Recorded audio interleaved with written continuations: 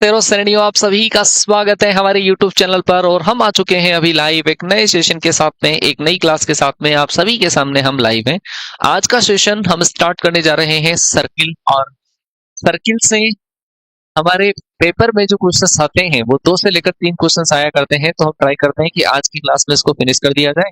और वैसे अगर होगा नहीं, क्योंकि अभी 1 घंटे की क्लास है, 1.5 घंटे की क्लास होती है, तो मैं 1 क्लास के अंदर फिनिश कर देता। और अब आपकी जो क्लासेस है वो 1.5 घंटे की आना स्टार्ट हो जाएगी। वैसे कल से आई थिंक आपकी जो क्लास है वो 1.5 घंटे की आ जाएगी, या 2 घंटे की भी क्लास हो सकती है ना। जैसा ही एयरफोर्स का पेपर रिव्यू होगा उससे पहले पहले एयरफोर्स का पेपर जहां पे एक बार बच्चे बाहर निकलेंगे उससे पहले पहले जितना पोर्शन हो पाएगा, जितना टाइम आपको मिल पाएगा, उतना टाइम हम देने के लिए आपको तैयार हैं। हो सकता है कि थोड़ा जल्दी से भी क्लास स्टार्ट कर दी जाए, है ना, तो उससे आपको डरने की कोई दिक्कत नहीं है। हाँ जी, जय हिंद। स्टार्ट कर दे भाई। हैं? चलो, मैं चाहूंगा एक बार पूरे जोश के साथ में हमारे जो भी सोल्जर्स क्लास में आ चुके हैं, कमेंट में एक बार आप लोग टाइप कर दें, I love my parents, I love my parents, I love my parents. कि कैसे हार जाऊं इस जंग में, कैसे हार जाऊं इस जंग में। मेरी माँ मेरी जीत का इंतजार किए बैठी है, मेरी माँ मेरी जीत का इंतजार करे बैठी है। तो सेम जोश जुनून आपका दिखना चाहिए, है ना। हर बच्चे का क्लास में कमेंट होना चाहिए, आई लव माई पेरेंट्स। और हमने जो जिद की है, हमने जो सिलेक्शन वाली जिद करी है, उस सिलेक्शन वाली जिद को हमें पूरा करके दिखाना है। ये मन के अंदर हमेशा ठान लीजिए। क्योंकि जो बच्चा सुबह पहले ही, जैसे ही जब उठता है और मन में अगर एक टारगेट सेट कर लेता है कि नहीं, मुझे उन सब लोगों को जवाब देना है जो हमारे ऊपर टोंट कसते हैं, जो हमारे माँ बाप को गालियां देते हैं, जो हमारी जो असफलताएं होती है, नाकामियां होती है, उनके ऊपर तालियां बजाते हैं, उन सबको जवाब देना है। तो फिर उसके अंदर अपने आप से एक मोटिवेशन की आग से लगती है। फिर उसको जरूरत नहीं होती है कि हमें, मतलब एनर्जी के लिए, पढ़ने वाली एनर्जी के लिए हमें और कोई चीजों की जरूरत नहीं होती। वो सेल्फ मोटिवेशन आपका सबसे ज्यादा काम करता है। और वो तभी काम करेगा जब आप अपने अंदर से थोड़ी सी आग को जलाओगे। वो लोगों के जो बातें हैं, जो लोगों के टॉन्ट हैं, उनको दिल से लगाओगे, दिमाग में रखोगे। फिर उसके बाद में जो एनर्जी आएगी वो एक्सट्रीम लेवल की एनर्जी होगी। ठीक है। अच्छा जी, एक इंफॉर्मेशन आपके लिए है कि अगर कोई बच्चा हमारे से ऑफलाइन पढ़ना चाहता है, यदि आपका कोई रिलेटिव पढ़ना चाहता है, हमसे ऑफलाइन पढ़ना चाहता है, तो ऑफलाइन में 2 टाइप के बैचेस है। एक बैच है फाउंडेशन बैच, जो 10th पास बच्चों के लिए है।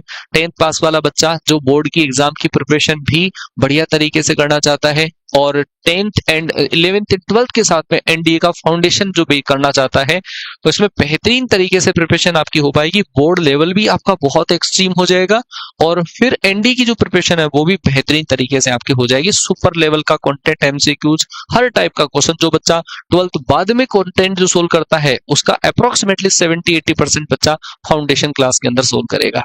फिर उसके बाद में दूसरा जो बेच है वो है टारगेट बेच। आप में से कोई बच्चे तैयारी कर रहे हैं, एनडी की प्रिपरेशन कर रहे हैं आप लोग, तो आप लोगों के लिए भी टारगेट बेच हम प्लान कर रहे हैं, ताकि आपके जो डाउट्स हैं वो बहुत बेहतरीन तरीके से क्लियर हो जाए। और इसके लिए नया बेच 15 अप्रैल से ऑफलाइन स्टार्ट होगा, कैडेट डिफेंस एकेडमी देहरादून के लिए।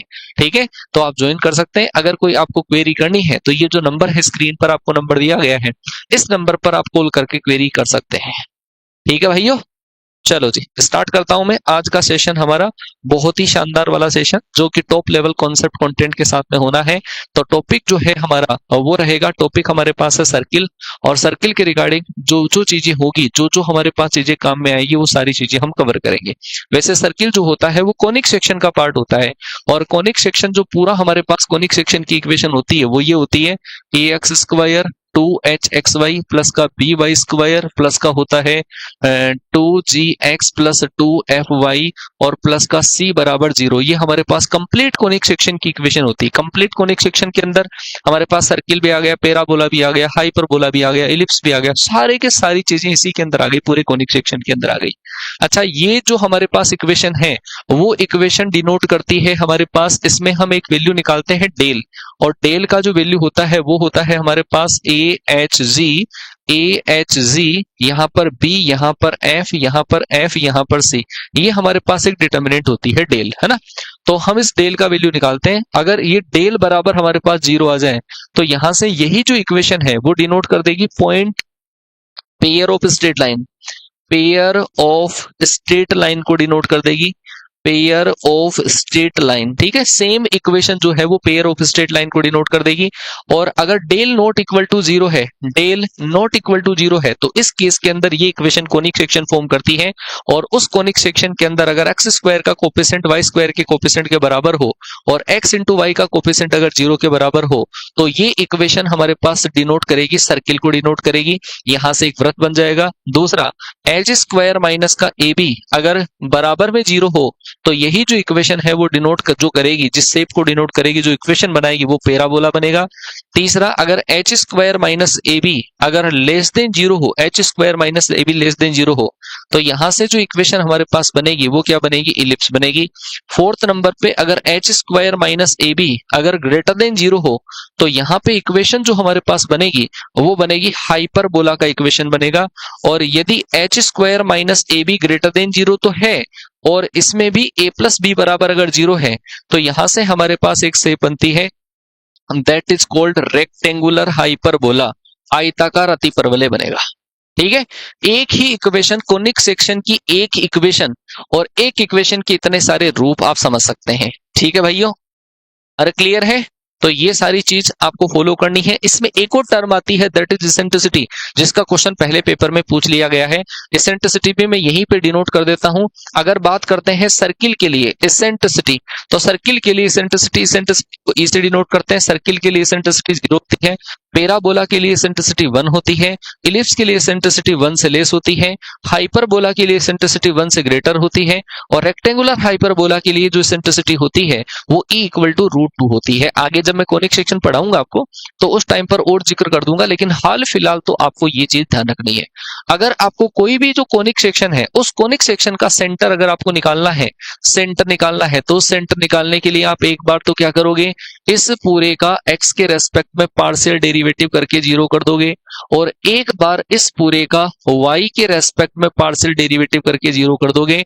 उससे हमारे पास सेंटर मिल जाएगा। पूरी इक्वेशन का एक बार x के रेस्पेक्ट में, एक बार y के रेस्पेक्ट में पार्शियल डेरिवेटिव करना है और उसको 0 के बराबर कर देना है, जिससे हमारे को क्या मिल जाएगा, सेंटर मिल जाएगा। ये वाली इंफॉर्मेशन आप तक देनी थी, वो मैंने इतना बता दिया है। अब हम बात करेंगे इक्वेशन ऑफ सर्किल की, लेकिन उससे पहले क्वेश्चन आपको दे दूं मैं। इसका जो क्वेश्चन है वो ऐसा वाला क्वेश्चन आता है, 2 लैम्डा माइनस का 3 इंटू एक्स स्क्वायर माइनस का वाई स्क्वायर प्लस का है 4x माइनस का 3y माइनस का 2 बराबर है 0। ये हमारे पास एक इक्वेशन है। अगर आपको बोल दिया जाए कि ये इक्वेशन डिनोट्स ए सर्किल, अगर ये इक्वेशन एक सर्किल को डिनोट करती है, तो उस केस में आपको पूछा गया है, बताओ लैम्डा का वैल्यू क्या रहेगा। अगर ये समीकरण एक सर्किल को प्रदर्शित करें, ये समीकरण एक सर्किल को प्रदर्शित करें, तो बताओ लैम्डा का वैल्यू क्या रहेगा। बहुत आसान सवाल है, बता सकते हो आप। अगर ये इक्वेशन एक सर्किल को डिनोट करेगी, तो सर्किल को डिनोट तब करती है जब एक्स स्क्वायर वाई स्क्वायर का कोफिशिएंट बराबर हो। एक्स स्क्वायर का कोफिशिएंट ये रहेगा, वाई स्क्वायर का कोफिशिएंट -1 रहेगा।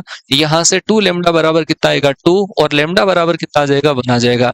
ये इक्वेशन सर्किल को डिनोट तब करेगी जब लैम्डा बराबर कितना होगा, 1 होगा।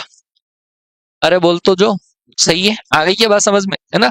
एक टाइप का जो क्वेश्चन है वो इस टाइप का क्वेश्चन आता है सर्किल के रिगार्डिंग। ठीक है, दूसरा आपसे ये पूछ लेते हैं कि ये इक्वेशन किसको डिनोट करने वाली इक्वेशन बनेगी।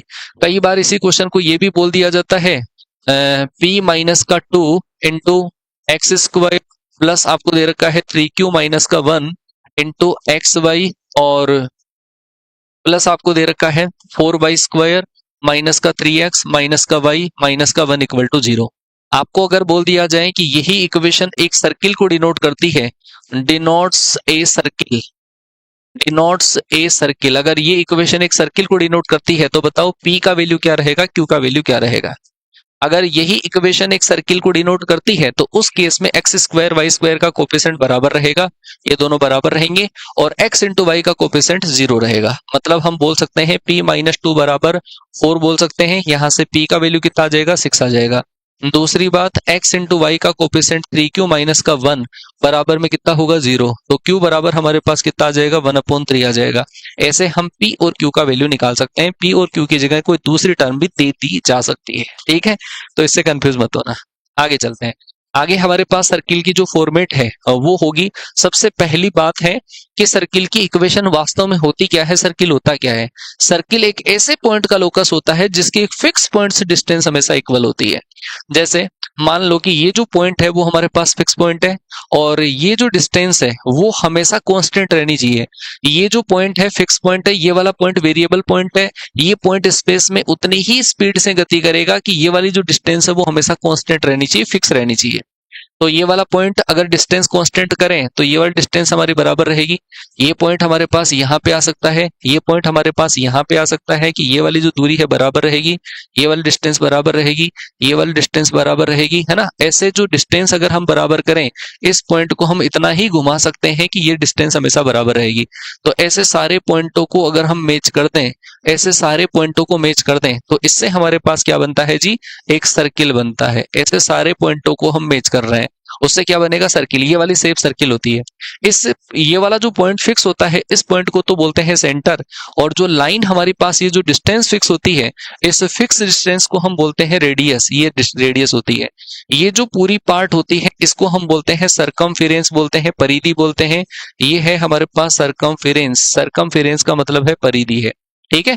ये सेंटर रहा, ये रेडियस रही, ये परिधि रही, ये सारी चीजें सर्किल के अंदर आती है। अगर इसकी इक्वेशन आपको निकालनी है तो सबसे पहले हमारे पास इसकी इक्वेशन निकालनी हो तो ये वाला पॉइंट अगर मैं h कोमा k मान लूं और ये वाला पॉइंट अगर मैं x कोमा y मान लूं, क्योंकि जिसका लोकस निकालना होता है, जिसका बिंदु पथ निकालना होता है, उस पॉइंट को हम x कोमा y मानते हैं। ये वेरिएबल पॉइंट है x comma y, h comma k fix point है।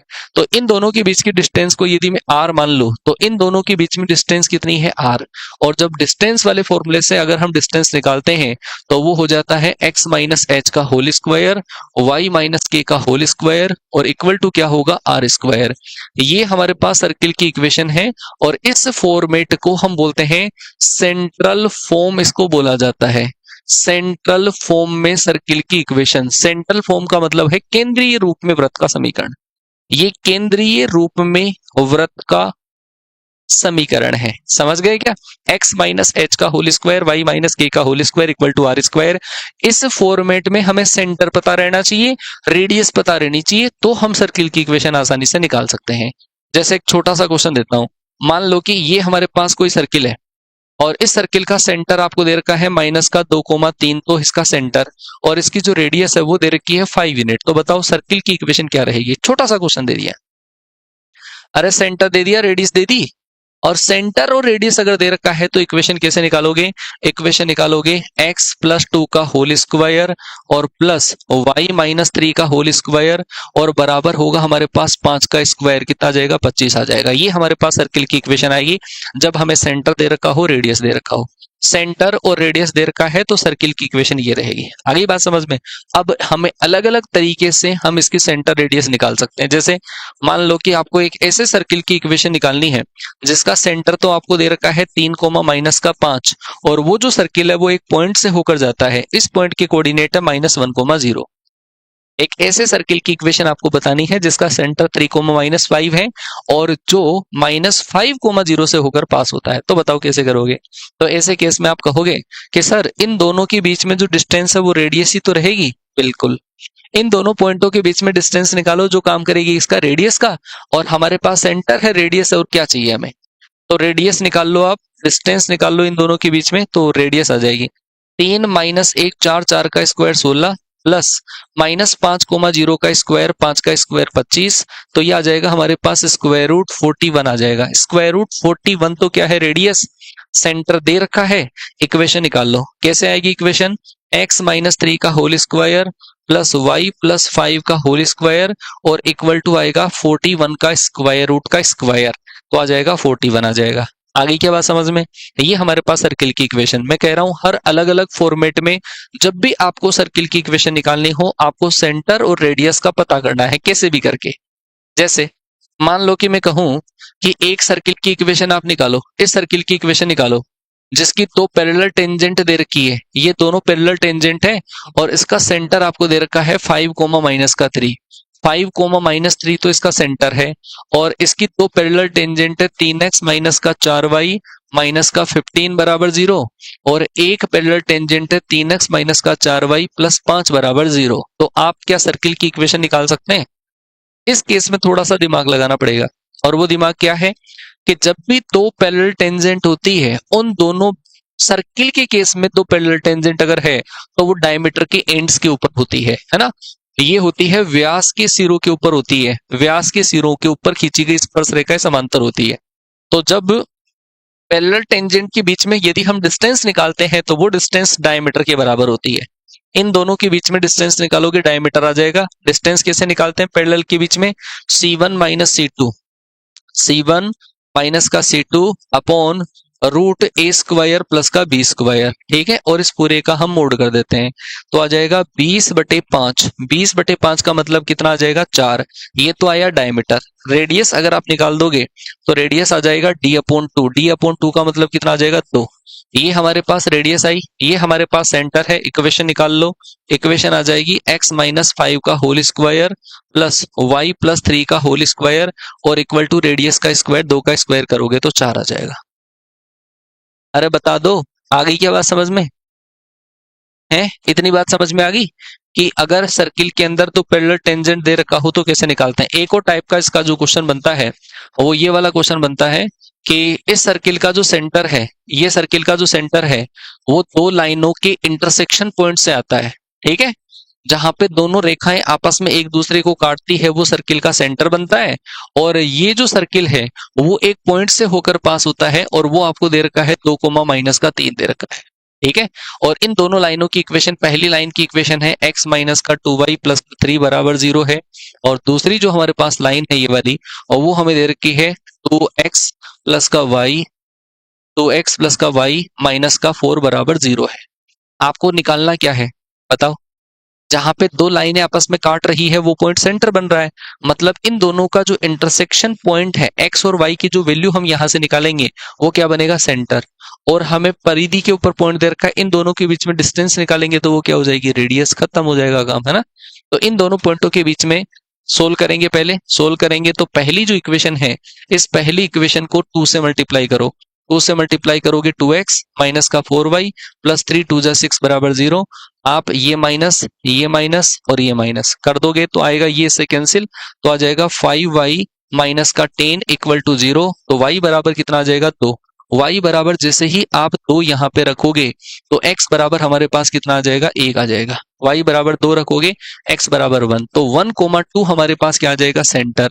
1,2 तो सेंटर है, ये हमारे पास परिधि पर पॉइंट है। इन दोनों के बीच में डिस्टेंस निकालोगे तो क्या आ जाएगी? रेडियस। रेडियस निकालोगे तो आएगा 2 माइनस 1 का स्क्वायर 1, माइनस 3 माइनस 2 माइनस 5 का स्क्वायर 25। मतलब जो रेडियस हमारे पास आ जाएगी वो आएगी √26। पता चल गया? अरे रेडियस पता चल गई। रेडियस आई हमारे पास √26 और सेंटर हमारे पास ये है। तो इक्वेशन आ जाएगी x माइनस 1 का whole square plus y minus 2 का होल स्क्वायर और बराबर होगा 26। ये हमारे पास सर्किल आ जाएगा, सेंट्रल फॉर्म का सर्किल आ जाएगा। अरे बोल भी जाओ, समझ में आई ना इतनी चीज? तो पहले टाइप का इक्वेशन मैंने आपको बता दिया है। दूसरे टाइप का जो इक्वेशन हमारे पास होता है वो होता है सिंपलेस्ट फॉर्म में सर्किल की इक्वेशन। सिंपलेस्ट फॉर्म में सर्किल की इक्वेशन। सिंपलेस्ट फॉर्म क्या होती है? सिंपलेस्ट फॉर्म में सर्किल का जो सेंटर है वो 0 0 होती है और रेडियस जो है उसको हम a मान सकते हैं या फिर r मान सकते हैं। Centre 0,0, radius a। तो ऐसे केस में सर्किल की जो इक्वेशन रहेगी x square plus y square बराबर क्या रहेगा? ए स्क्वायर रहेगा। इस केस में सर्किल का सेंटर 0,0 रहेगा और रेडियस हमारे पास ए रहेगी। इक्वेशन आ जाएगी x square plus y square equal to a square. ये है सिंपलेस्ट फॉर्म में सर्किल की इक्वेशन। तीसरा हमारे पास जो फॉर्म है वो है हमारे पास जनरल फॉर्म में सर्किल की इक्वेशन, थर्ड फॉर्म, और वो है जनरल फॉर्म में सर्किल की इक्वेशन। और जनरल फॉर्म मोस्ट इंपॉर्टेंट है। जनरल फॉर्मेट में जब सर्किल की इक्वेशन होती है तो वो सर्किल की इक्वेशन ऐसे ऐसे कुछ बनेगी, x square plus y square plus का 2gx प्लस 2fy और प्लस का c बराबर 0। ये हमारे पास जनरल फॉर्मेट में सर्किल की इक्वेशन बनती है। अगर इस सर्किल की इक्वेशन से हमें सेंटर निकालना हो, रेडियस निकालना हो, तो उस केस में हमें क्या करना पड़ता है समझना। हमें सेंटर निकालने के लिए एक पहली बात तो एक्स स्क्वायर वाई स्क्वायर का कोफिशिएंट 1 होना चाहिए, यहां पर 1 आना ही चाहिए। और अगर 1 नहीं है तो 1 बनाओ डिवाइड करके। हमें सेंटर निकालने के लिए x का जो कोफिशिएंट है उसका आधे का माइनस, y की कोफिशिएंट का आधे का माइनस करना पड़ता है, और वो ही हमारे पास क्या होता है सेंटर। x के कोफिशिएंट का आधे का माइनस, y के कोफिशिएंट का हाफ का माइनस, ये होगा हमारे पास सेंटर के कोऑर्डिनेट -g-f। और अगर हमें निकालनी हो रेडियस निकालनी हो तो रेडियस हमारे पास होती है जी स्क्वायर प्लस का एफ स्क्वायर माइनस का सी होता है। Square root G square plus F square minus C, वो होती है हमारे पास सर्किल की रेडियस। आ गई बात समझ में? तो इस सर्किल से हमें दो चीजें पता रहनी चाहिए, एक तो सेंटर माइनस का जी एफ याद रह जाएगा, जी एफ के नाम से याद रह जाएगा, और radius G square plus F square minus का सी होगा। अब इसके अंदर भी अलग अलग कंडीशन आती है। अगर इस रेडियस के अंदर जो लिखा हुआ है जी square plus F square minus c, g square plus F square minus c बराबर अगर 0 है, तो वो जो सर्किल हमारे पास बनेगा वो बनेगा हमारे पास पॉइंट सर्किल बनेगा, बिंदु वृत्त बन जाएगा ऐसा, जिसकी रेडियस ही नहीं है। जिसमें रेडियस ही 0 है तो वो सर्किल जो बनेगा पॉइंट सर्किल बनेगा। दूसरा, अगर ऐसा हो हमारे पास g square plus F square minus का सी ग्रेटर देन 0 हो, यहाँ पे स्क्वायर रूट में ग्रेटर देन 0 आ जाए, इन अंडर रूट में पॉजिटिव संख्या आ जाए, तो वो जो सर्किल हमारे पास बनेगा वो बनेगा रियल सर्किल बनेगा, वास्तविक वृत्त बनेगा फिर वो। और तीसरी कंडीशन, अगर ऐसा हो हमारे पास कि g square plus F square minus का सी लेस देन 0 हो, तो उस कंडीशन के अंदर जो सर्किल हमारे पास बनेगा वो बनेगा हमारा इमेजिनरी सर्किल बनेगा। इमेजिनरी सर्किल का मतलब है काल्पनिक वृत्त बन जाएगा। जब रेडियस ही हमारे पास इमेजिनरी होगी तो फिर काल्पनिक वृत्त बन जाएगा। तो ये चीज आपको ध्यान देनी है। कैसे कैसे इससे क्वेश्चन आ सकते हैं वो मैं क्लियर आपको करवा देता हूं। सबसे पहली बात तो जो क्वेश्चन इसका आता है सिंपल सा, वो ये आ जाता है कि 3x स्क्वायर प्लस का 3y स्क्वायर माइनस का आपको दे रखा है 5x और प्लस आपको माइनस का 8y और माइनस का 1 बराबर है 0। मान लो कि ऐसा कोई सर्किल आपको दे रखा है, आपको बोला जाएगा इस सर्किल का सेंटर बताओ एंड रेडियस बताओ। सेंटर एंड रेडियस हमें निकालना है, सेंटर और रेडियस। बताओ कैसे पता करें हम सेंटर और रेडियस है? सेंटर और रेडियस, अगर आपको सर्किल का सेंटर रेडियस निकालना है, सबसे पहली बात है एक्स स्क्वायर वाई स्क्वायर का कोफिशिएंट 1 बनाना।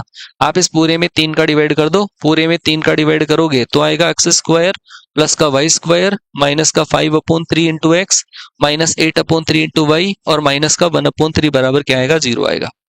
अगर आपको निकालना है सेंटर, सेंटर के लिए x का जो कोफिशिएंट है इसका हाफ का माइनस कर दो, 5/6, 2 का डिवाइड कर दो इसमें, 5/6 माइनस है ऑलरेडी और माइनस माइनस क्या हो जाएगा प्लस। इसका आधा करोगे तो आएगा -4/3, उसका वापस माइनस करोगे तो आ जाएगा हमारे पास 4/3, ये आएगा हमारे पास सेंटर।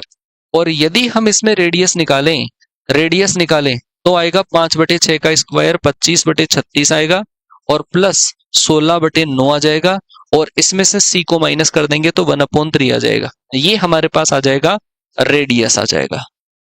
अरे ठीक है क्या? हाँ हाँ हाँ, क्वाड्रेटिक जैसी ही है प्रॉपर्टीज। सेंटर और रेडियस है ना, एक सवाल जो पूछा जा सकता है वो तो सेंटर और रेडियस का। दूसरा, अगर कोई टिपिकल सा क्वेश्चन आ जाता है तो वो क्वेश्चन इस लेवल का आ सकता है कि एक्स स्क्वायर प्लस का वाई स्क्वायर माइनस का 4x प्लस का 6y और प्लस आपको दे रखा है 2 लेमडा माइनस का 1 बराबर है 0। तो आपको अलग अलग लेमडा का वैल्यू पूछा गया है, find the value of lambda. अगर ये सर्किल हमारे पास पॉइंट सर्किल अगर बन जाए, अगर पॉइंट सर्किल बन जाए तब लेमडा का वैल्यू कितना रहेगा। अगर हमारे पास रियल सर्किल बन जाए तो लेमडा का वैल्यू कितना रहेगा। पॉइंट सर्किल और रियल सर्किल के केस में लेमडा का वैल्यू कितना कितना रहेगा, बताओ जल्दी से। पॉइंट सर्किल के केस में लेमडा का वैल्यू, रियल सर्किल के केस में लेमडा का वैल्यू कितना रहेगा।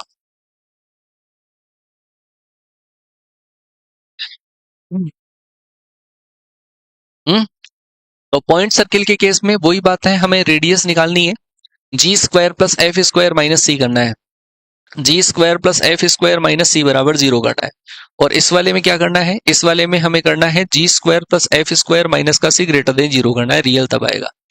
जी का वैल्यू क्या होगा, ये पूरा 2g का वैल्यू होता है, ये 2f का वैल्यू होता है, यहां से यहां तक ये पूरा c का वैल्यू रहेगा। g का वैल्यू निकालोगे -2 का स्क्वायर करोगे 4, ये 2f का वैल्यू है, f का वैल्यू 3 का स्क्वायर करोगे 9, माइनस c का वैल्यू निकालोगे तो 2 लेमडा माइनस का 1 बराबर में कितना आ जाएगा 0। 9 4 13 माइनस का 2 लेमडा प्लस का 1 बराबर में कितना आ जाएगा 0। यहाँ से 2 लेमडा बराबर आएगा 14 और लेमडा बराबर में कितना आ जाएगा 7 आ जाएगा। ठीक है। और यदि आपको रियल सर्किल बनाना है तो रियल सर्किल के केस में सेम जो टर्म है, मतलब 14 माइनस का 2 लेमडा, उसको क्या कर दोगे आप, ग्रेटर देन 0। यहां से 2 लेमडा को इधर ट्रांसफर कर दो, 2 लेमडा इज लेस देन 14 और लेमडा इज लेस देन हमारे पास कितना आ जाएगा 7। लेमडा का वैल्यू अगर 7 से लेस है तो वो सर्किल हमारे पास क्या बनेगा, वो सर्किल हमारा रियल सर्किल बनेगा, अदरवाइज नहीं बनेगा। आगे की बात समझ में? हाँ जी। रियल सर्किल के केस में, इमेजिनरी सर्किल के केस में एक तो ऐसे कंडीशन आपको पूछी जा सकती है जो मैंने आपको क्लियर करा दी है। ठीक है। अब एक हमारे पास जो फॉर्मेट आता है सर्किल का, 4th नंबर की फॉर्म है और वो है हमारे पास डायमीटर फॉर्म में सर्किल की इक्वेशन। डायमीटर फॉर्म में सर्किल की इक्वेशन। डायमीटर फॉर्म क्या होता है? डायमीटर में आपको डायमीटर के एंड्स दे रखे होंगे, ठीक है, और डायमीटर के एंड्स अगर दे रखे हैं तो उससे सर्किल की इक्वेशन हमें निकालनी पड़ेगी। एनडीए सेकंड 2024 में इसी फॉर्मेट का क्वेश्चन आ गया, लेकिन उसको स्टेटमेंट टाइप का बना दिया गया था। देखेंगे अभी कैसे आएगा। तो भाई ऐसे केस में अगर आपको डायमीटर के एंड्स दे रखे हैं, एक व्यास का एक सिरा तो है x1, y1, डायमीटर का जो दूसरा एंड है वो दे रखा है आपको x2, y2।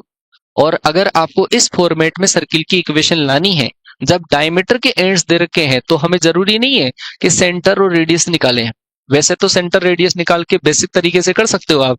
इन दोनों का मिड पॉइंट निकालोगे तो आ जाएगा सेंटर, इन दोनों के बीच की डिस्टेंस का हाफ करोगे तो रेडियस, सेंटर रेडियस से कर सकते हो।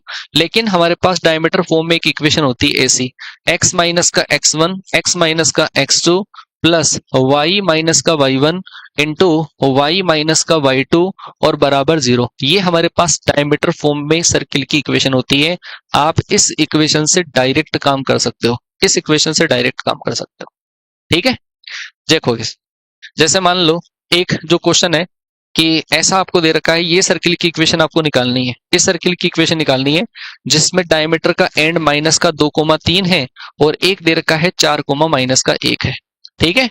आपको इस सर्किल की इक्वेशन निकालनी है जिसका सेंटर, सॉरी, डायमीटर के दोनों एंड्स दे रखे हैं, माइनस का 2,3, 4, -1 दे रखा है। अगर आपको इस सर्किल की इक्वेशन निकालनी है तो डायमीटर के एंड्स तो दे रखे हैं, पुट कर दो इसमें। तो इक्वेशन क्या आएगी, x माइनस का x1 इंटू x माइनस का x2 प्लस y माइनस का y1 into y plus y1 बराबर 0 आ जाएगा।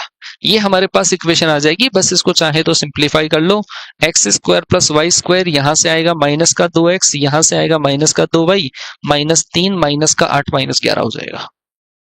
ठीक है। हमारे पास एग्जाम में क्वेश्चन जो है ना वो घुमा फिरा के ऐसा आ गया, आपको सर्किल की इक्वेशन दे रखी थी ऐसे, x प्लस का 4 इंटू एक्स माइनस का 3 प्लस y माइनस का 2 और y प्लस का 6 बराबर में 0 दे रखा है। ये इक्वेशन है। आपको बोले गए थे कि इसके डायमीटर के एंड्स बताइए, डायमीटर के एंड्स क्या रहेंगे। तो भाई देखो डायमीटर के एंड्स क्या होंगे। हम क्या करते हैं, इक्वेशन जो लिखते हैं ना वो लिखते हैं x minus x1 x minus x2 लिखा करते हैं। तो देखो डायमीटर के एंड्स अलग अलग फॉर्मेट में आप लिख सकते हो। अगर आप इस डायमीटर के एंड्स लिखोगे, इसको 0 के बराबर करोगे तो आएगा माइनस का 4, है ना, x1 आ जाएगा। इसको 0 करोगे तो आ जाएगा x2, इसको 0 करोगे तो आएगा हमारे पास y1, इसको 0 करोगे तो आएगा हमारे पास y2 आ जाएगा। तो एक तो डायमीटर के एंड्स ये रह गए। अब भाई ये संख्या मल्टीप्लाई में लिखी हुई है, क्या ये आगे पीछे नहीं हो सकती? क्या हो सकती है ना। तो अगर हम इस x माइनस 3 को इधर लिख दें, इसी इक्वेशन को ऐसा भी तो लिखा जा सकता है, x माइनस का 3 x प्लस का 4 और प्लस y माइनस का 2 इंटू y प्लस का 6, ऐसे भी तो ये इक्वेशन लिखी जा सकती है, कोई दिक्कत थोड़ी है भाई। दोनों इक्वेशन सेम ही आएगी, करके देख लो। अगर मैं इस वाले फॉर्मेट में इक्वेशन को मानता हूं, ये x1 का काम करेगा, ये x2 का काम करेगा। इसको 0 करोगे तो x1 आएगा 3, इसको 0 करोगे तो x2 आएगा -4, इसको 0 करोगे तो y1 आएगा 2, इसको 0 करोगे तो y2 आएगा -6, है ना। हम इन दोनों को भी तो आगे पीछे लिख सकते हैं। तो ऐसा कोई नहीं है, हमारे पास एक ही सर्किल की इक्वेशन से डायमीटर के एंड्स अलग अलग हो सकते हैं। ठीक है, डायमीटर के एंड्स अलग अलग हो सकते हैं। ये वाला डायमीटर बने, हो सकता है ये वाला डायमीटर, या हो सकता है ये वाला डायमीटर। इक्वेशन सर्किल की सेम आ सकती है, डायमीटर के एंड्स जो है वो डिफरेंट हो सकते हैं। इस कॉन्सेप्ट का क्वेश्चन एनडीए 02 2024 के अंदर पूछा गया और वो क्वेश्चन के अंदर स्टेटमेंट टाइप का क्वेश्चन पूछ लिया गया था। पहले आपके पेपर में इसका जो क्वेश्चन आ रखा है वो इस टाइप का भी आ रखा है कि x माइनस का 2a और दे रखा है x माइनस का 2b और प्लस y प्लस का 2a और y माइनस आपको दे रखा है 2b और दे रखा है आपको y माइनस का 2a बराबर 0। मान लो कि ऐसी कोई इक्वेशन है, आपको पूछ लिया गया है कि बताओ इसका सेंटर क्या होगा, इसके सेंटर के कोऑर्डिनेट क्या रहेंगे, सेंटर के कोऑर्डिनेट क्या रहेंगे। अच्छा एक चीज मैं आपको क्लियर कर दूं, आप चाहे उल्टे सीधे कैसे ही मानो, इसका सेंटर निकाल के देख लो। इसका सेंटर आएगा माइनस का 1/3, इन दोनों का मिड पॉइंट, और आएगा -2 आ जाएगा। इसका सेंटर निकाल के देख लो, इसका सेंटर माइनस का 1/2 और कितना आएगा -2। देखो सेंटर चेंज आएगा क्या? सेंटर चेंज कभी भी नहीं आएगा। आप डायमीटर के कोऑर्डिनेट को इंटरचेंज कर सकते हो, इसमें x1 को x2, x2 को x1 बना सकते हो, y1 को y2, y2 को y1 बना सकते हो, बट सेंटर का जो कोऑर्डिनेट है वो सेम रहेगा। ठीक है, तो इसको आप कैसे भी मान लो, पहले आप इसके डायमीटर के एंड्स निकाल सकते हो और फिर आप इसका सेंटर बना सकते हो। इसको 0 करोगे तो आएगा 2a, इसको 0 करोगे तो आएगा हमारे पास x2, इसको 0 करोगे तो आएगा हमारे पास y1 और इसको 0 करोगे तो आएगा हमारे पास y2 आएगा। इन दोनों का मिड पॉइंट निकाल लो और वही काम करेगा, किसका? सेंटर का काम कर जाएगा।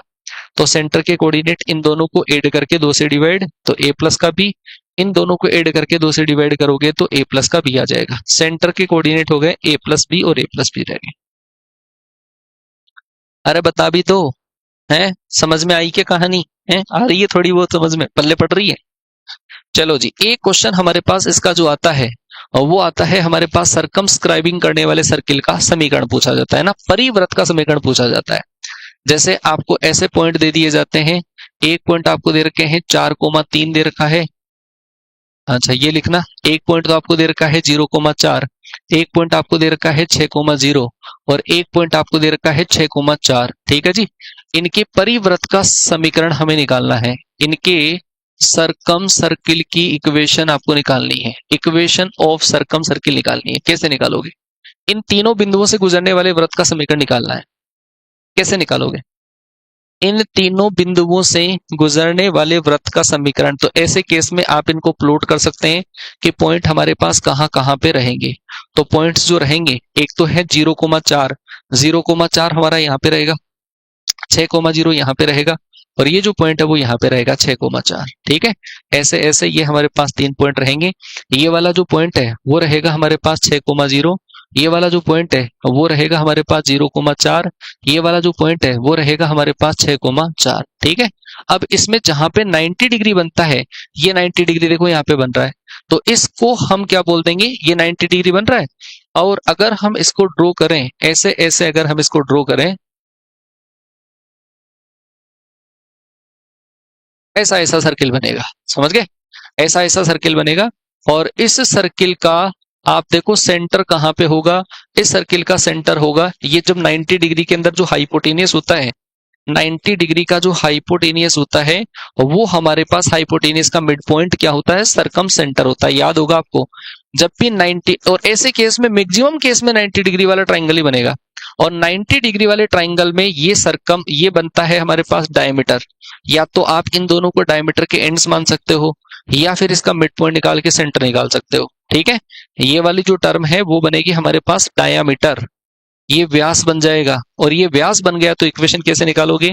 ये x1 ये x2, x minus x1 into x minus x2 plus y minus y1 और इंटू y माइनस y2 बराबर 0।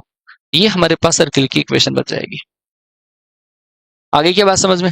अच्छा जी, एक चीज हमारे पास और आती है और वो आता है हमारे पास concentric circle. Concentric circle, concentric circle कैसे निकालते हैं? सकेंद्रीय वृत्त जिसको बोला जाता है। ऐसे सर्किल जिनका सेंटर सेम रहता है, ऐसे सर्किल जिसका सेंटर सेम रहता है उनको बोलते हैं कॉन्सेंट्रिक सर्किल। जैसे मान लो कि एक सर्किल तो हमारे पास ये वाला है और एक दूसरा सर्किल ये वाला है ना, ये दोनों सर्किल आपस में कॉन्सेंट्रिक है। ऐसे बहुत सारे सर्किल बन सकते हैं जो आपस में कॉन्सेंट्रिक हो। अच्छा, इन कॉन्सेंट्रिक सर्किल में जो फर्क होता है वो केवल कांस्टेंट का फर्क होता है और कोई भी चीज का फर्क नहीं होता। जैसे मान लो कि ये जो सर्किल है, इस सर्किल का इक्वेशन हमारे पास रहेगा x² प्लस का y² प्लस का 2gx प्लस का 2fy और प्लस का c बराबर है 0। ये हमारे पास सर्किल है, ठीक है, अंदर वाला सर्किल है।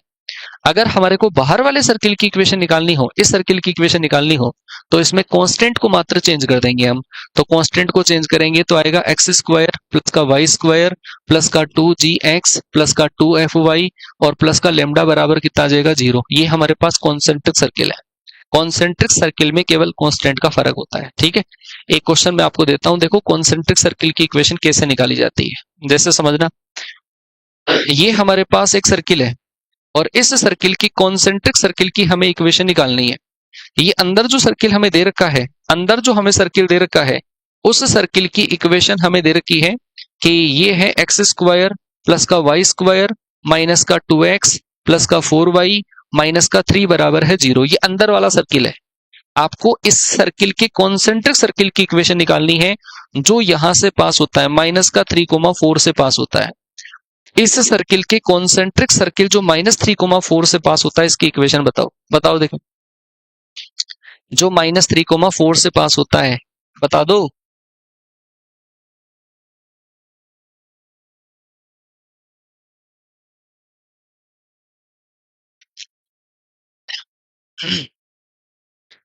कॉन्सेंट्रिक सर्किल की इक्वेशन आपको बतानी है जो -3,4 से पास होता हो। बहुत आसान सी चीज है। कॉन्सेंट्रिक सर्किल की इक्वेशन जब भी आप लिखना चाहेंगे, उस केस में केवल कांस्टेंट को चेंज कर दो। तो ऐसे केस में कॉन्सेंट्रिक सर्किल आएगा एक्स स्क्वायर प्लस का वाई स्क्वायर माइनस का 2x प्लस का 4y और प्लस का लेमडा बराबर 0। ये कॉन्सेंट्रिक सर्किल आ गया। ये सर्किल कहां से पास होता है? -3,4 से। तो -3,4 आप इसमें पुट कर दो। -3,4 पुट करोगे तो 9 प्लस का 16 -3 पुट करोगे 3 दूनी 6 प्लस 4 चौक 16 प्लस का लेमडा बराबर कितना आ जाएगा 0। तो आ जाएगा 16 16 32 16 9 25 25 6 31 31 और 6 कितने 37 47। तो लेमडा बराबर आएगा -47। लेमडा इक्वल टू आएगा -47। लेमडा इक्वल टू -47 जैसे ही आप यहाँ पे रखोगे तो हमारे पास इक्वेशन आ जाएगी कॉन्सेंट्रिक सर्किल की, और वो बनेगी x square plus y square minus का 2x प्लस का 4y और माइनस का 47 इक्वल टू 0। ये हमारे पास कॉन्सेंट्रिक सर्किल की इक्वेशन आ जाएगी। अरे लेमडा का वैल्यू थोड़ी निकालना था, लेमडा का वैल्यू निकालकर हमें इक्वेशन में भी रखना पड़ता है।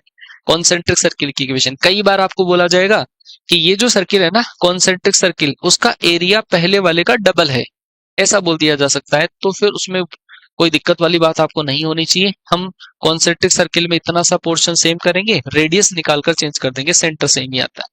ठीक है, तो ऐसे ऐसे टाइप के जो क्वेश्चंस हैं वो हमारे पास सर्किल में आ सकते हैं। ये तो हो गए हमारे पास जो बेसिक सर्किल होते हैं, वो बेसिक सर्किल की इक्वेशन कैसे निकालते हैं वो पढ़ी हमने। अब ऐसे सर्किल हमारे पास आते हैं जिन जो एक्सिस को टच करते हैं। Equation of circle touching to axis, देखो भाई, equation of circle, equation of circle touching to axis, touching to axis, axes को टच करने वाले सर्किल कैसे कैसे बन सकते हैं।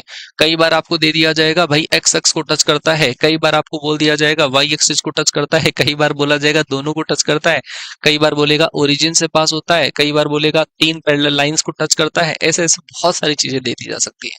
सबसे पहला एक जो क्वेश्चन बन सकता है थ्योरेटिकल, वो क्वेश्चन ऐसा बन सकता है कि तीन तीन नॉन कोलिनियर पॉइंट से कितने सर्किल पास हो सकते हैं? बताओ, तुम बताओ, देखें। How many maximum circle can be drawn passing through 3 non collinear points. 3 non collinear point से पास होने वाले कितने सर्किल पॉसिबल हैं? बताओ। 3 नॉन कोलिनियर से पॉइंट से पास होने वाले कितने सर्किल पॉसिबल हो सकते हैं? अरे बता भी दो। 3 नॉन कोलिनियर पॉइंट्स से पास होने वाले मैक्सिमम कितने सर्किल पॉसिबल हैं? बताओ जल्दी। क्या हुआ? गई भैंस पानी में? हाँ, गई भैंस पानी में। 3 नॉन कोलिनियर पॉइंट से पास होने वाले नॉन कोलिनियर पॉइंट से मैक्सिमम 1 सर्किल पास हो सकता है।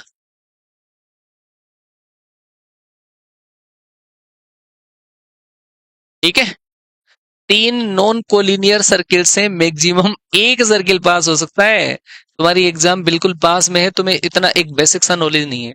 अच्छा, एक सवाल मैं आपको ये दूं कि अगर आपके पास 3 पॉइंट अगर कोलिनियर हो तो उनसे कितने सर्किल पास हो सकते हैं? देखो देखो देखो, तुम इनके आंसर देखो। कई बच्चे बता रहे हैं 8, कई बच्चे बता रहे हैं अब मेरे आंसर लिखने के बाद में तुम वन आंसर दे रहे हो हैं? तीन नॉन कोलिनियर पॉइंट से मैक्सिमम एक ही सर्किल पास हो सकता है, ठीक है। अच्छा, अगर कोलिनियर पॉइंट हो, 3 कोलिनियर पॉइंट हो तो उनसे कितने सर्किल पास हो सकते हैं? 3 कोलिनियर पॉइंट्स से, कोलिनियर पॉइंट्स से कितने सर्किल पास हो सकते हैं बताओ? अगर 3 पॉइंट आपको दे रखे हैं कि तीनों के तीनों पॉइंट कोलिनियर हैं, तो उनसे अगर भाई 3 पॉइंट अगर कोलिनियर हैं, ये तीनों एक लाइन में हैं, तो बताओ इनसे सर्किल पास हो सकता है क्या? ना जी। इस केस में नंबर ऑफ सर्किल जो रहेंगे वो रहेंगे 0। 3 नॉन कोलिनियर पॉइंट से मैक्सिमम एक सर्किल, और कोलिनियर अगर है 3 पॉइंट तो उनसे मैक्सिमम एक ही सर्किल पास हो सकता है, अदरवाइज नहीं हो सकते। ठीक है क्या? अरे क्लियर हो गई बात बेटा? मैक्सिमम सर्किल बता रहा हूं बेटा। देखो, नॉन कोलिनियर पॉइंट है, 1 2 3 ये पॉइंट है, तो इनसे तुम सर्किल गुजारोगे। ये सर्किल और कहां से गुजार दोगे बताओ सर्किल है? अरे इधर से थोड़ी गुजार लोगे ऐसे ऐसे। 3 नॉन कोलिनियर पॉइंट से मैक्सिमम एक ही सर्किल पास होता है। हाँ जी भाई। अगर सर्किल एक्स एक्सिस को टच करता है, पहले बात करते हैं एक्स एक्सिस को, और एक्स एक्सिस को जो टच करने वाला सर्किल है उसके लिए देखो क्या क्या चीजें दे रखी हो सकती है। एक सर्किल, ये वाला जो सर्किल है वो यहाँ पे हो सकता है, एक्स एक्सिस को टच करें। हो सकता है वो सर्किल यहाँ पे हो सकता है वो सर्किल यहाँ पे हो सकता है सर्किल यहाँ पे हो। अगर कोई भी सर्किल एक्स एक्सिस को टच करता है, उस केस में अगर उसकी इक्वेशन निकालनी हो तो वो इक्वेशन कैसे निकालेंगे? उसकी इक्वेशन निकालने के लिए आपको दो चीजें गिवन होगी। दो चीजें गिवन, जो चीजें हैं वो यहाँ पे लिख रहा हूं मैं। गिवन आपको h and r, h and r आपको गिवन होगा। एच का मतलब क्या है? एच का मतलब है ये सर्किल एक्स एक्सिस को कितने डिस्टेंस के ऊपर टच करेगा वो दे रखा होगा। एक आपको रेडियस दे रखी होगी, ये दो चीजें दे रखी होगी इसमें। तो जैसे यहां से लेकर यहां तक की जो डिस्टेंस है, कितने डिस्टेंस के ऊपर टच कर रहा है वो है एच, और यहां से लेकर यहां तक वो है रेडियस। तो ये दो चीजें इसके अंदर गिवन होती है हर बार। इन दोनों चीजों से ही हमें इक्वेशन निकालनी होती है। इन दोनों से इक्वेशन निकालने के लिए अगर हम यहां से देखें, ये एच है तो ये भी क्या है? एच। तो ये वाला पॉइंट क्या हो जाएगा? सेंटर। और सेंटर के कोऑर्डिनेट हो जाएंगे हमारे पास एच कोमा आर, ये हो जाएगा सेंटर। और रेडियस हमारे पास क्या है? आर है। अगर हम यहां से देखें, ये वाला पॉइंट अगर निकालें तो ये कौन से क्वाड्रेंट में है? फोर्थ में है। और फोर्थ में एक्स प्लस का और वाई माइनस का रहेगा। अगर हम बात करते हैं थर्ड सेकंड क्वाड्रेंट में, तो सेकंड क्वाड्रेंट में एक्स हमारे पास माइनस का रहेगा और वाई प्लस का रहेगा। फोर्थ क्वाड्रेंट की बात कर थर्ड क्वाड्रेंट की बात करें तो दोनों के दोनों क्या रहेंगे? माइनस में रहेंगे। आ गई क्या बात समझ में? अब आप देखो, सेंटर जब आपके पास है तो आप हर किसी भी क्वाड्रेंट के अंदर कोई सर्किल पूछ लिया जाए आराम से निकाल सकते हो। जैसे मान लो कि फर्स्ट क्वाड्रेंट का सर्किल निकालना हो, सेंटर आपके पास है एक्स माइनस एच का whole square, y minus r का होल स्क्वायर, और बराबर में क्या होगा? आर स्क्वायर होगा। अगर फर्स्ट क्वाड्रेंट में दे दिया जाए तो, अगर आपको ये एच का वैल्यू प्लस में दे दिया जाए कि प्लस एक्स एक्सिस को टच करता है, तो प्लस एक्स एक्सिस को टच करने वाले ये दो होंगे, है ना। और उसके अंदर आपके पास ये जो दोनों होंगे, आर जो होगा ये वाला, ये प्लस माइनस में आ जाएगा। अगर आपको दे दिया जाए कि ये है कि माइनस एक्स को टच करता है, तो फिर उसमें ये वाले दो सर्किल बनेंगे, और ये दो सर्किल होंगे हमारे पास एक्स प्लस एच का होल स्क्वायर, और आएगा वाई प्लस माइनस आर का होल स्क्वायर, और इक्वल टू होगा हमारे पास आर स्क्वायर। बात आपको समझ में आ गई होगी। क्वेश्चन देखो, इसका क्वेश्चन कैसे आता है वो क्वेश्चन समझ जाओ। क्वेश्चन अगर मैं आपको दूं, यहीं पे लिख दूं, यहाँ पे लिख देता हूँ। एक क्वेश्चन लिखना, ऐसा आपको दे रखा है कि एक सर्किल जो है ना, वो एक्स एक्स को नेगेटिव डायरेक्शन से 5 यूनिट के ऊपर टच करता है, जिसकी रेडियस 4 यूनिट है। बताना क्या होगा? एक सर्किल माइनस एक्स एक्सिस को 5 यूनिट डिस्टेंस के ऊपर टच करता है, 5 यूनिट डिस्टेंस के ऊपर टच करता है, और उसकी रेडियस जो है वो आपको दे रखी है 4। तो बताओ इस सर्किल की इक्वेशन कितनी रहेगी? क्या रहेगी इसकी इक्वेशन? आराम से निकाल सकते हो। अरे बहुत सिंपल है। ये सर्किल ऊपर भी हो सकता है, ये सर्किल नीचे भी हो सकता है, ऐसा सर्किल हो सकता है। अब इसका सेंटर ढूंढने की कोशिश करो कि सर ये 5 है तो यहां से यहां तक भी कितना रहेगा? 5। ये हमारे पास 4 है तो ये हमारे पास क्या रहेगा? 5।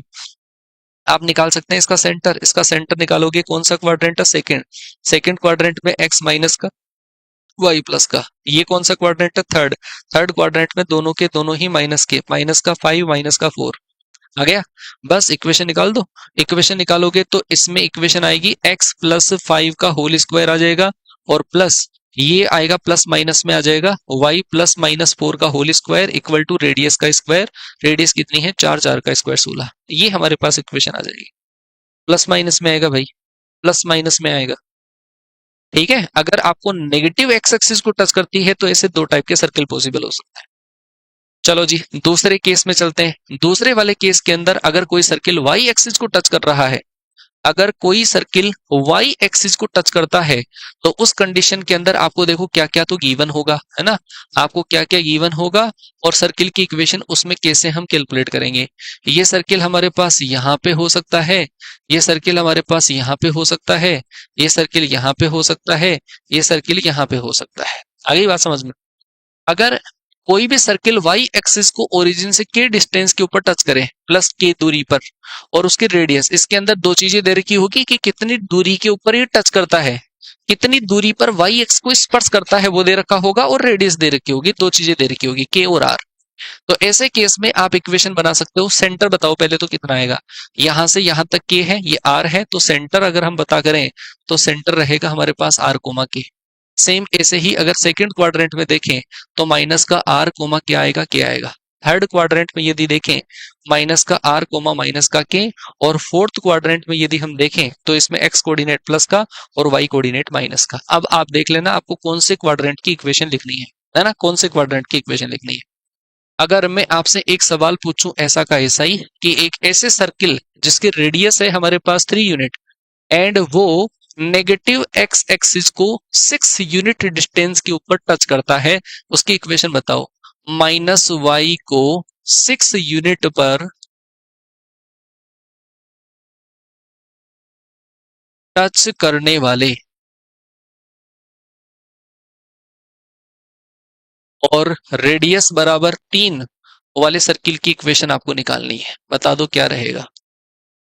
ऐसे सर्किल की इक्वेशन निकालनी है जो माइनस वाई एक्सिस को 6 यूनिट डिस्टेंस के ऊपर टच करता हो, जिसकी रेडियस कितनी है, 3 है।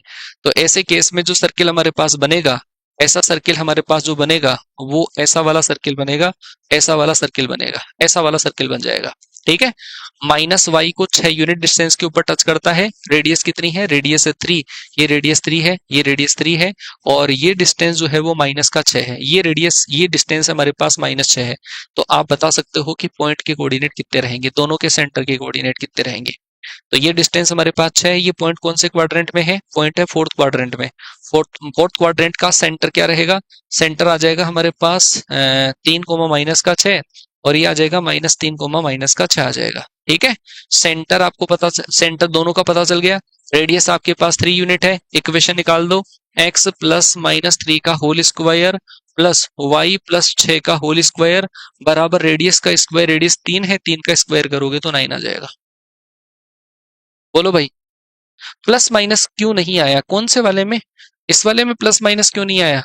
उस पहले वाले में बता रहे हो, इससे समझ जाओ आप। पहले तो देखो कि क्या x, ये कोऑर्डिनेट से समझ जाओ। देखो कोऑर्डिनेट, देखो इसमें y कोऑर्डिनेट सेम है, तो इस वजह से x में प्लस माइनस आएगा। और अगर x कोऑर्डिनेट का साइन सेम होता तो y के साथ में प्लस माइनस आता।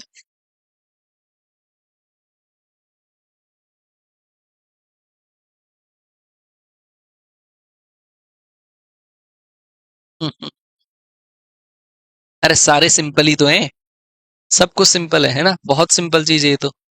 हार्ड थोड़ी ना, इसको हार्ड बोलते हैं क्या?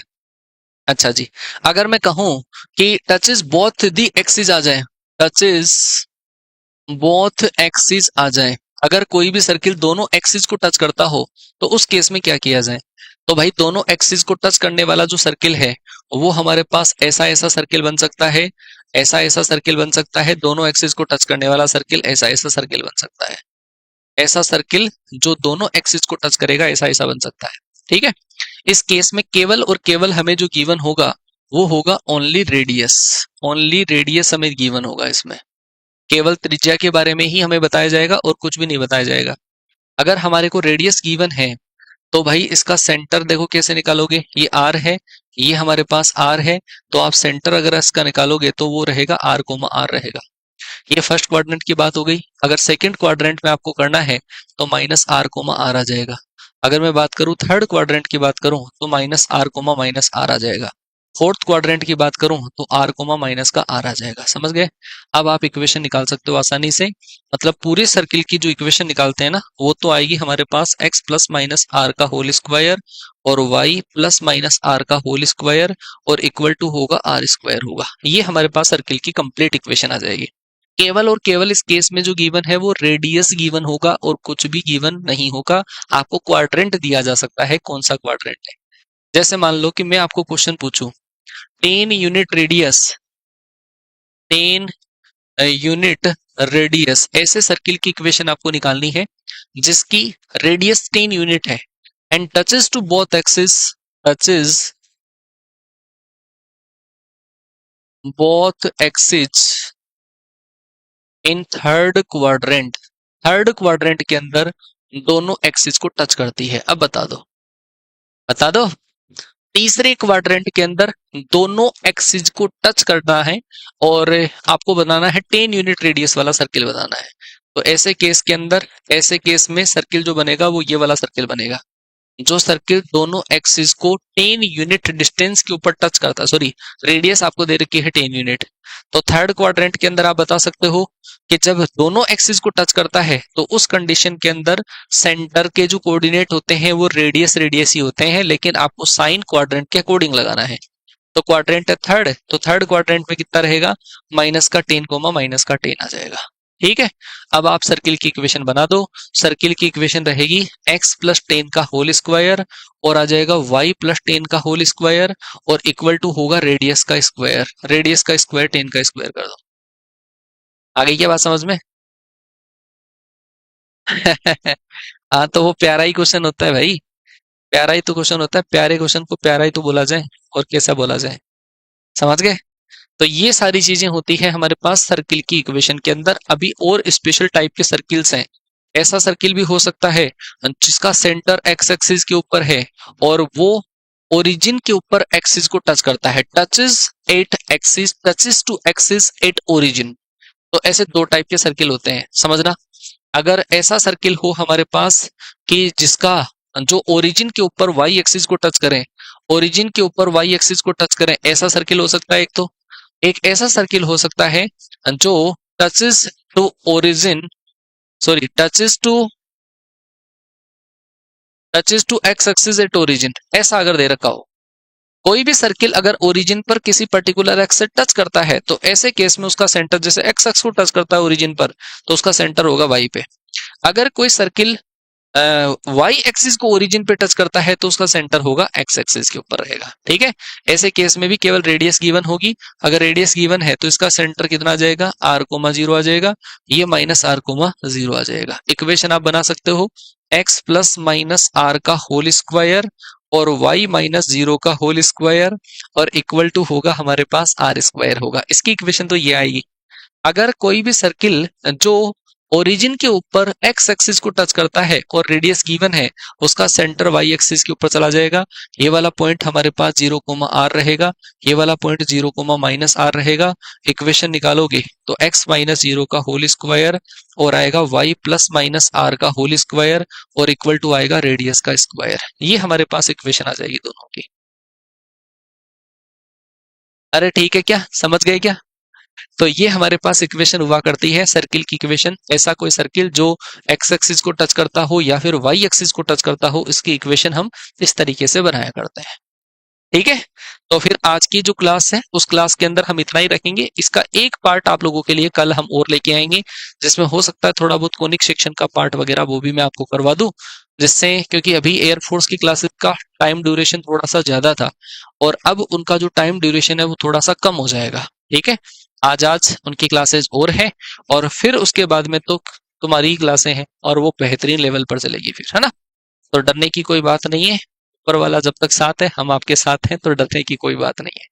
तो क्लास कैसी लगी, एक छोटा सा प्यारा सा कमेंट इस क्लास पे जरूर करना। हम मुलाकात करेंगे आपसे हमारे अगले सेशन के अंदर, और तब तक के लिए टाटा बाय बाय, जय हिंद, वंदे मातरम।